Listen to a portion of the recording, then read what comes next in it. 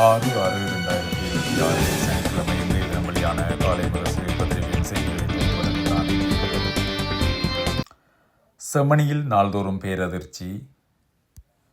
13 எலும்புக்கூடுகள் புதிதாக அடையாளம். 3 சிறுவர்களுடையது உட்பட மேலும் 11 எலும்புக்கூடுகள் அகழ்ந்தெடுப்பு. தகர வடிவிலான சான்று பொருளும் நேற்று மீட்பு. இதுவரை 296 எலும்புக்கூடுகள் அடையாளம் என்ற அந்த செய்தியில் சிறுவர்களுடைய எலும்புக்கூட்டு தொகுதிகள் கண்டுபிடிக்கப்பட்ட செய்திதான் அந்த பேரதிர்ச்சிக்கு காரணம். தொடர்ச்சியாக சிறுவர்களுடைய எலும்புக்கூடுகள் அகழ்வு பணியில் வந்து கொண்டிருக்கின்றதாக அந்த செய்தி தொடர்ந்து செல்கிறது. மாகாண சபை தேர்தல் தாமதத்துக்கு நாம் பொறுப்பல்ல, நாடாளுமன்ற குழுவை விரைந்து அறிக்கை தர வேண்டும். தேர்தல் ஆணைக்குழுவின் தலைவர் கருத்து. விமல் வீரவன்சவின் ஊடக செயலாளர் பிரசாத் மஞ்சு கைது என்ற செய்திகள் முற்பக்கத்தில் இடம்பெற்றிருக்கின்றன. 36 ஆண்டுகால அகதி வாழ்வுக்கு விடிவு எப்போது? மயிலட்டியில் இராணுவத்தின் கொமாண்டோ பங்களா முன்பாக 7வது வாரமாக மக்கள் பெரும் போராட்டம் என்ற செய்தியும் புகைப்படங்களுடன் வெளியாகி இருக்கிறது. ஜனாதிபதி அனுரகுமார திசாநாயக்க தலைமையில் உலக சுற்றாடல் தின தேசிய நிகழ்வு என்ற செய்தி புகைப்படத்துடன் இடம்பெற்றிருக்கிறது. ரித்வா புயலால் சேதமடைந்த பூவரசங்குளம் செட்டிகுளம் வீதி புனரமைப்பு. வடமாகாண ஆளுநர் வேதநாயகன் நேரில் ஆராய்வு. அந்த செய்தி புகைப்படத்துடன் வெளியாகி இருப்பதை காணக்கூடியதாக இருக்கிறது.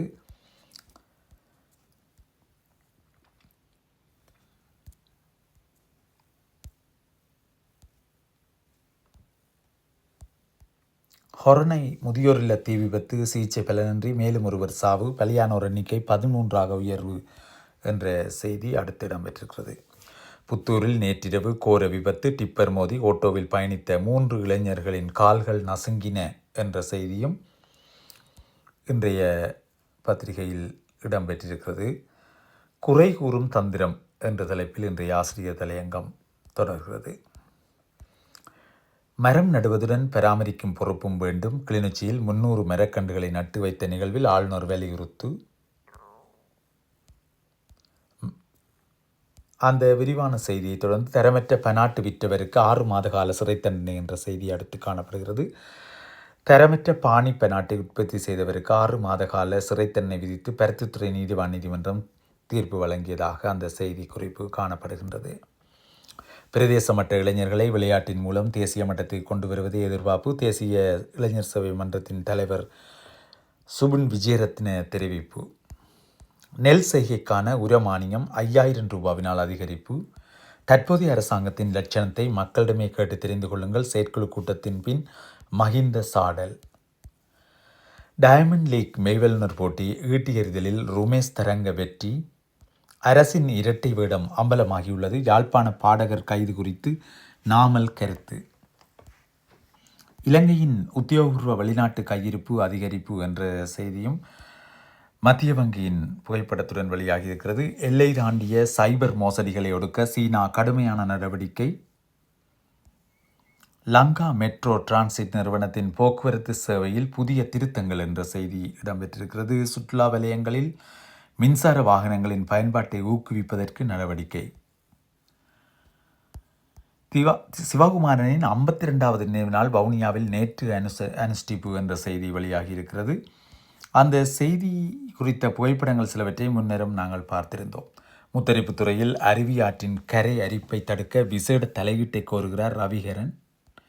கிளிநொச்சி சொல்லிசை பாடகரின் கைது. தமிழ் படைப்பாளிகளுக்கான அச்சுறுத்தல். சமத்துவ கட்சி கண்டனம். பிறந்த நாளை யாழ் சிறையில் கழித்த தமிழ் சொல்லிசை பாடகர் சங்கீச்சன் சட்டத்தரணி சயந்தன் சிறைக்கு சென்று சந்திப்பு என்ற செய்தி புகைப்படங்களுடன் இடம்பெற்றிருக்கிறது. கதிர்காம காட்டுப்பாதை திறப்பு திகதி அறிவிப்பு. அடிப்படை பிரச்சினைகள் தீர்க்கப்படாதவரை உணர்வுகள் கலைப்படைப்புகளாக வெளிப்படும். பாடகர் கைது தொடர்பில் ரஜீவன் எம்பி தெரிவிப்பு. சதாவதானி கதிரவேற்பிள்ளையின் நினைவு நிகழ்வு மேலைப்புலொலியில். இது குறித்த செய்தி. மேலைப்புலொலி சதாவதானி கதிரவேற்பிள்ளையின் 119வது ஆண்டு நினைவு தின விழா இன்று 6ஆம் தேதி சனிக்கிழமை மாலை தம்பசெட்டி மேலைப்புலொலி சதாவதானி சலசம நிலையம் ஒன்றலில் நடைபெறுவதையொட்டி இந்த கட்டுரை வெளியாகியிருக்கிறது. புலொலியூர் வேல் நந்தகுமார் எழுதியது அது. தொகுத்தது அது. பாடுவதற்கு கூட தமிழர்களுக்கு சுதந்திரம் இல்லாத ஒரு நாடு இது. மன்னார் நகரசபையில் தலைவர் டேனியல் வசந்தன் விசனம்.